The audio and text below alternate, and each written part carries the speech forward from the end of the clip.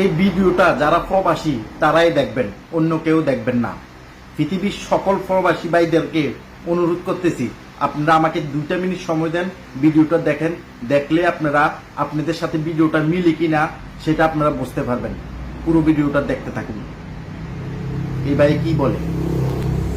ছোটকালে লেখাপড়া বন্ধ কইরা পরিবারের ত্রাণে বলতে সংসার চালানোর জন্য, পরিবারকে ভালো রাখার জন্য সবকিছু ছাইরা দিয়া সবার মায়া ত্যাগ কইরা বিদেশে আইসা পড়লাম যে পরিবারকে ভালো রাখাম। এখন পরিবারকে ভালো রাখতে গিয়া যে আমার এই পরিস্থিতি হইব, এই জিনিসটা আসলে কখনোই চিন্তা করি নাই। বিসমিল্লাহির রহমানির রহিম। ফ্রেন্ড, আমার আজকের এই ভিডিওটা পৃথিবীর যে যেখান থেকে দেখতেছেন সবাইকে আসসালামু আলাইকুম। কেমন আছেন সবাই? সকল প্রবাসী ভাইয়েরা আমার আজকের এই ভিডিওটা দেখা যাওয়ার অনুরোধ রইল। 1 যুগের উপরে হয়ে গেছে আমি বিদেশে আসছি। ছোট সময়ে সংসারে অভাব অন্টনের কারণে লেখাপড়া করতে পারি নাই। সংসারের হাল ধরার জন্য প্রবাসে চলে আসছি। ভাই আছে, বোন আছে, এদেরকে বিয়ে দিতে হবে। তো এই পরিস্থিতিতে মা বাবার কথা চিন্তা কইরা, ছোট 2 বোনের কথা চিন্তা কইরা লেখাপড়া বন্ধ কইরা সংসারের দায়িত্ব নিতে বিদেশে আইসা পড়লাম। বিদেশে আসতে গিয়া আমার যে বিদেশ আনছে, আমার পরিবার থেকে ফ্যামিলি থেকে আমাকে 2টা টাকা দিতে পারে নাই। আমার এক আলতো ভাই, তার সাথে অনেক রিকোয়েস্ট করে যোগাযোগ করার পরে প্রায় 1.5 লাখ টাকা খরচ করে আজকে 1 যুগ আগে আমি সৌদি আরবে আসছি। তো আসার পরে সম্পূর্ণ টাকা আমাকে সে দিয়ে আনছে।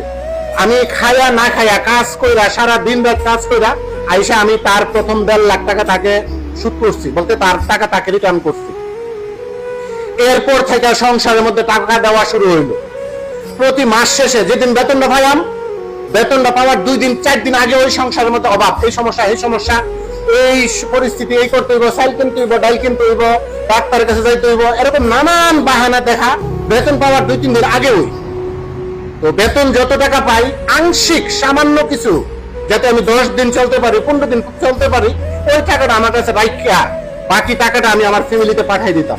এইভাবে 3-4 বছর দিলাম। দেওয়ার পরে এক বোনের বিয়ে দিতে হবে। তো ওই বোনটারে প্রায় 5-6 লাখ টাকা খরচ করে বিয়ে দিলাম।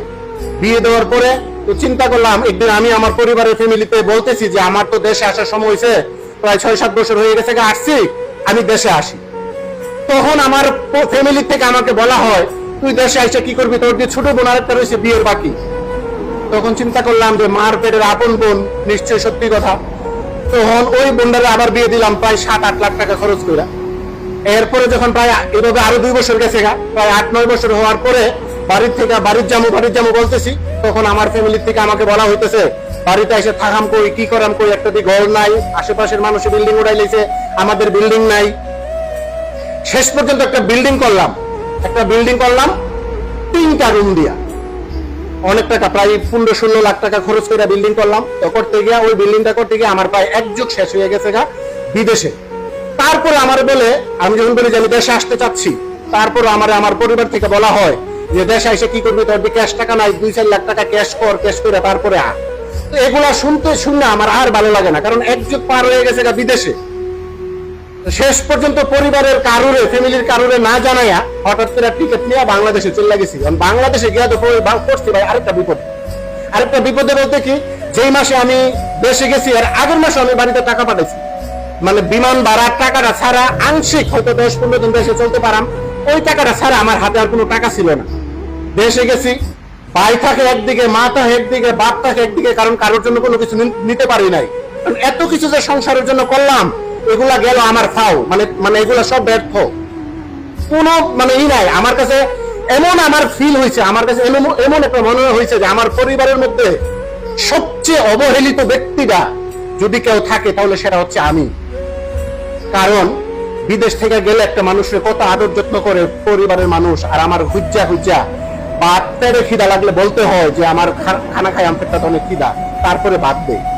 তো শেষ পর্যন্ত বিয়ে করার চিন্তা ভাবনা করলাম, বিয়ে করতে পারলাম না, কারণ বিয়েরা মেয়ে পছন্দ হইলে ফ্যামিলি দিয়ে ঝামেলা করে, আবার বাড়িতে পছন্দ করে না, গার্জিয়ান পছন্দ করে না, ফ্যামিলি থেকে পছন্দ করে না। এরকম কইরা আমার প্রায় 3 মাস সময় শেষ হয়ে গেছে, ছুটি গেছি 4 মাসে। 3 মাস পরে আমার কাছে আর কোনো ক্যাশ টাকাও নাই। পরে আমার এক বোনের কাছে গেলাম, বোনের জামাইয়ের বাড়িতে গেছি, গিয়া বোনের বোনরে বললাম যে বোন রে, আমি তো এইভাবে আসছি, আমার কাছে তো বোন কোনো টাকা পয়সা নাই, এখন আমার একটা বিপদের দরকার হচ্ছে, আমি তো আর খুব একটা বিপদ অবস্থা আছি, এখন আমারে তুই 1 লাখ টাকা দিয়ে তোর জামাই থেকে কইয়া, তো আমি যাই আসাই ওই তোর টাকাটা বইন আগে দিয়ালাম, বইনে গেছে আমার সাথে রাগ হইয়া, মানে চোখ টোক উল্টাইয়া বইনে শেষ। যে তুমি আমার জন্য কি করছো, তুমি আজকে আমার বাড়িতে 1 লাখ টাকা লাগা, মানে যা পারে বোনে তাই বলছে। সবগুলা সহ্য করে বাড়িতে আসছি, বাড়িতে আইসা চিন্তা করতেছি যে এখন কি করা। শেষ পর্যন্ত ফ্যামিলিতে জিজ্ঞাসা করলাম যে আমার টাকাতে যে আমি বিল্ডিং করলাম, আমার কোন রুমটা। এই কথাটা বলার পরে আমার ফ্যামিলি থেকে বলা হয়, মা বাপে আমার বলে তুই তো বিদেশে থাকস, তোর 2 ভাইয়ের 2 রুম, আমরার 1 রুম, তুই আবার যাই এসে আরেকটা বিল্ডিং উঠাইবি, উঠাইয়া এরপরে ওই রইব। তো তাইলে ভাই দেখেন, মানে একটা প্রবাসীর যন্ত্রণাটা আসলে কে বুঝে। হয়তো আজকের এই ভিডিওটা অনেকে দেখে আমাকে কমেন্টে গালাগালি করতে পারেন, বিশ্রী ভাষা মন্তব্য করতে পারেন। ভাই যদিও সবার না, এই ব্যাপারটা যদিও সবার না, তবে আমাদের দেশের 75% মানুষের প্রবাসীর বেলায় এইরকম ঘটনাটা ঘটে। কারণ প্রবাস থেকে আমরা, এই যে আমার কথা যদি আমি বলি, 1 যুগ পার করে এলাইছি আমি প্রবাসে আইসা, 1 যুগে আমি যা টাকা ইনকাম করছি সম্পূর্ণ টাকা আমি আমার পরিবারকে দিয়ে দিছি। 1 যুগে বলতে 12 বছরে 12টা টাকাও ভাই আমার হাতে রাখি নাই, বিশ্বাস করেন আর না করে। যদি কোনো প্রবাসী ভাই ভিডিওটা দেখে থাকেন, ওই প্রবাসী ভাইটাই বিশ্বাস করবেন। 12টা বছর আমি যা কামাইছি সবকিছু দিছি, কিন্তু এখন ওই সংসারে ওই সবচেয়ে অবহেলার পাত্র হইছি আমি।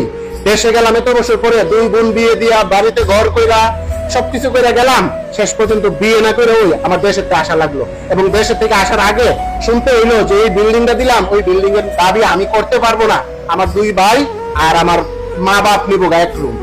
এই হচ্ছে ভাই একজন প্রবাসীর গল্প। এর জন্যই আমি বাস্তব কথাগুলো বলছি, হয়তো অনেকের জীবনে কিন্তু এরকম ঘটনা ঘটতেছে। এর জন্য আমি সকল প্রবাসী ভাইদেরকে প্রতিনিয়ত বলি, ভাই আপনি মা বাবাকে দেখেন, ভাই বোনদেরকে দেখেন, আত্মীয় স্বজনদেরকে সবাইকে দেখেন, অবশ্যই দেখতে হবে, কিন্তু দুনুরা হাতের কবজি কাইটটা না ভাই। কারণ কি, দুনুরা হাতের কবজি কাইটটা যদি আপনি আপনার পরিবারে দিয়ে দেন, তাহলে আপনার ভবিষ্যৎ কি হবে একটু চিন্তা করেন তো। এর জন্য আমি প্রতিনিয়ত একটা কথা বলি, যে সকল প্রবাসী ভাইয়েরা প্রবাসের মাটিতে কাজ করেন, আপনি আপনার মা বাপ পরিবার সবাইকে দেখেন, কিন্তু নিজের জন্য হইলেও অন্তত কিছুটা একটা করেন। এই বার্তাটা দেওয়ার জন্য, বাস্তব কথাটা বলার জন্যই আমার আজকের এই ভিডিওটা ছিল, কিন্তু কাউকে কষ্ট দেওয়ার জন্য মোটেও না। বাস্তব ঘটনাটাই বললাম। এবং একজন এই ভিডিওটা দেখা আমার মতো অসহায়, আমি এমন এক অসহায় যন্ত্রণা এখন জ্বলছি, কোন এক প্রবাসী ভাইয়ের জন্য এরকম জ্বালা যন্ত্রণা ভবিষ্যতে না হয়, এর জন্যই আমার আজকের এই ভিডিওটা। যদি ভালো লাগে অবশ্যই এমডি জামান ব্লগস সাথে থাকবে। অনেক অনেক ধন্যবাদ সবাইকে। আসসালামু আলাইকুম।